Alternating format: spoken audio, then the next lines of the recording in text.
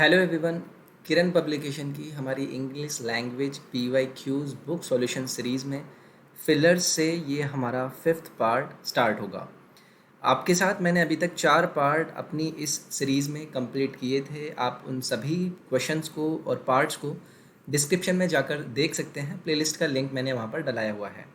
इसके साथ साथ टेलीग्राम और इंस्टाग्राम के लिंक भी आपको डिस्क्रिप्शन में मिल जाएंगे, जहाँ पर जाकर आप उन्हें फॉलो करके रेगुलर वीडियोस के लिंक देख सकते हैं। My name is robin. मैं स्टार्ट करूँगा आपका ये सेशन जो कि फिफ्थ पार्ट होगा फिलर से। सो देखिए, आपको भी यहाँ पर अटैम्प्ट करना है, और जैसे कि मैंने आपको पहले भी बताया हुआ है कि कभी भी अगर आप इंग्लिश के क्वेश्चंस को, जैसे कि error detection, sentence improvement, filler type के क्वेश्चंस होते हैं, आपको वहाँ पर ज़रूरत होती है अपने सेंटेंस के आइडिया को समझने की कि भाई आपसे क्वेश्चन का जो सेंटेंस है वो क्या कहना चाहता है।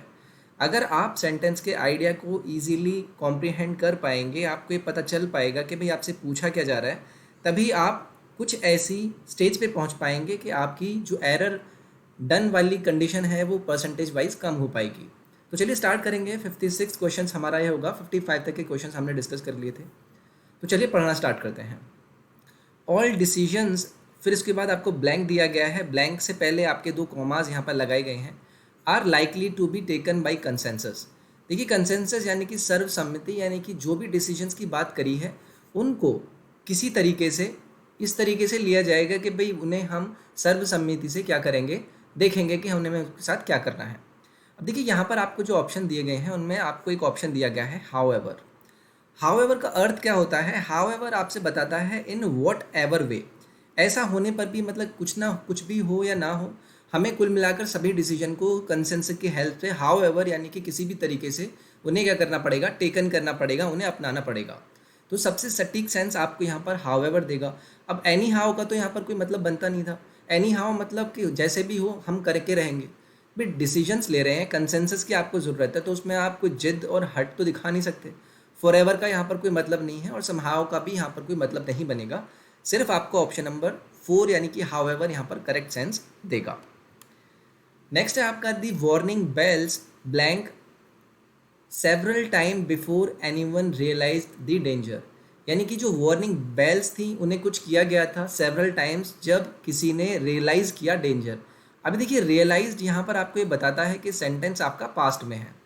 अब पास्ट में आपने कोई एक्शन किया है, तो ऑब्वियसली पास्ट में करी गई 2 घटनाओं को आपको पास्ट में लेने के लिए जो इस वाली घटना को लेना होगा वो आपको पास्ट परफेक्ट में लेना होगा।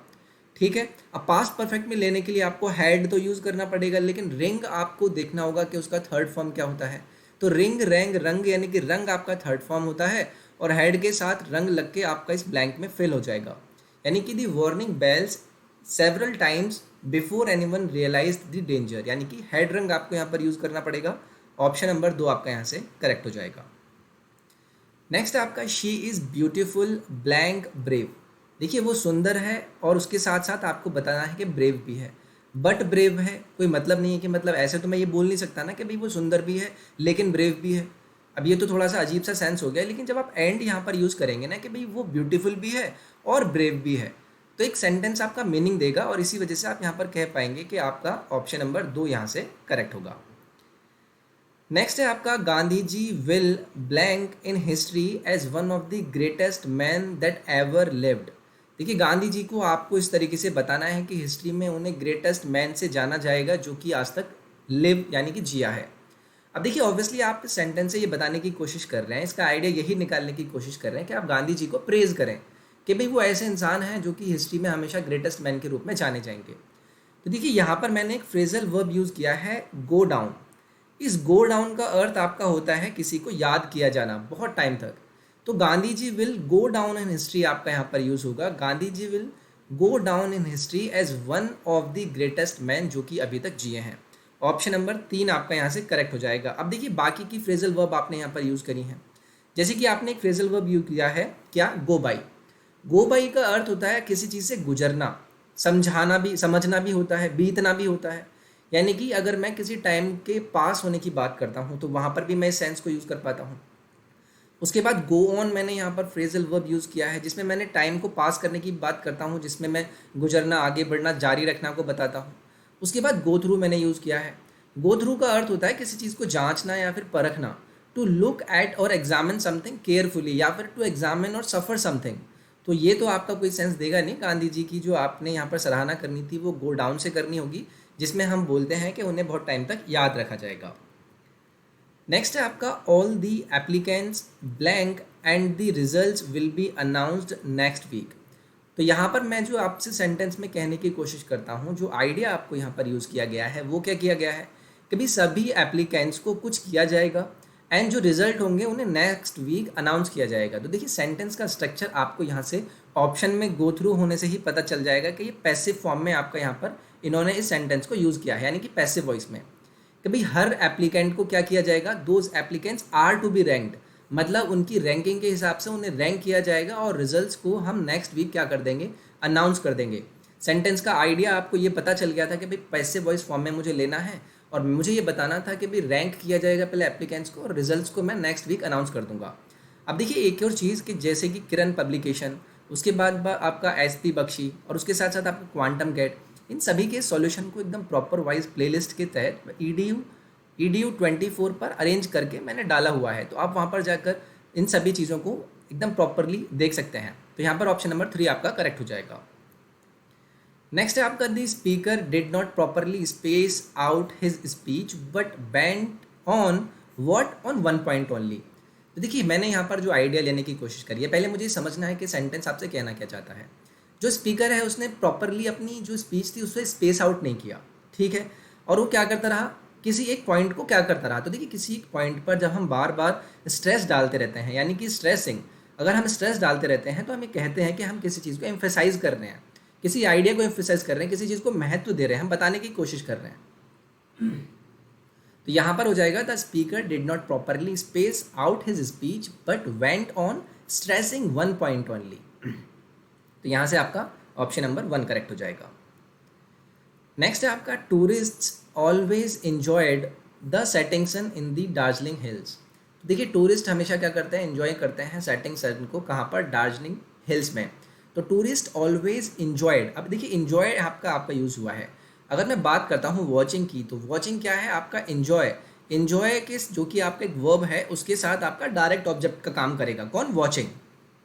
तो tourist always enjoyed watching the setting sun, मतलब वो इंजॉय करते थे वॉचिंग द सेटिंग सन, कहाँ पर, दार्जिलिंग हिल्स में। तो यहाँ पर आपका ऑप्शन नंबर 2 करेक्ट होगा। नेक्स्ट है a word of Japanese artist stepped out of the coach amidst a warm welcome. तो देखिए यहाँ पर मैं आपसे पहला वर्ड यूज़ करता हूँ ट्रूप। अब इस ट्रूप का अगर मैं हिंदी में आपको बताने की कोशिश करता हूँ तो ये होता है आपका मंडली। आपने सुना होगा मंडली। अब देखिए आर्टिस्ट हैं तो आर्टिस्ट की आपकी मंडली ही होती है, तो इसी वजह से आपका यहाँ पर जो करेक्ट फिलर होगा वो होगा ट्रूप। और ट्रूप आप स्पेलिंग देख लेंगे, ट्रूप ऑफ जापानीज आर्टिस्ट, यानी कि मंडली जापानीज आर्टिस्ट को देखा गया कि वो कोच से निकले और उनका वार्म वेलकम किया गया। अब देखिए यहाँ पर आपने ट्रूप यूज़ किया है। ट्रूप क्या होता है, ग्रुप ऑफ सोल्जर्स होता है। बैंड की बात करूँ तो बैंड क्या होता है, गाने बजाने वाला एक ग्रोह होता है। गैंग की बात करूँ तो ये भी ग्रोह होता है जिसमें हम क्रिमिनल्स, प्रिजनर्स को भी देख सकते हैं। तो यहाँ पर करेक्ट ऑप्शन हो जाएगा आपका ऑप्शन नंबर 2।